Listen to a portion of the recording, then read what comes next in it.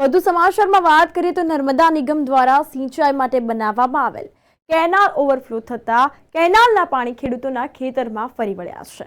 તો વાઘોડિયાના ખેરવાડી ડુંગર પાસેથી પસાર થતી વ્યારા માઇનોર કેનાલમાં પાણી છોડવામાં આવતા કેનાલ ઓવરફ્લો થઈને કેનાલની આજુબાજુમાં આવેલ ખેતરો કેનાલના પાણી ફરી વળ્યા છે. આ અંતર્ગત ખેડૂતોને ભારે નુકસાની વેઠવાનો વારો આવ્યો છે.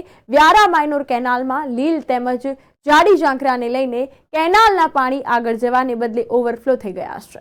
તો કેનાલના પાણી આજુબાજુમાં વાવણી કરેલા હોવાનું સામે આવ્યું છે, ત્યારે મકાઈના ખેતરોમાં પાણી ફરી વળ્યા છે.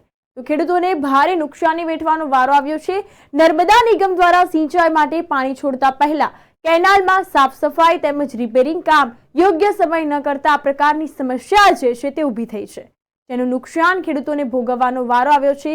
ખેડૂતો આ બાબતે ખૂબ ચિંતિત છે, તો તંત્ર દ્વારા આ અંગે ધ્યાન લેવામાં આવે તેવી માંગ ઉઠવા પામી છે.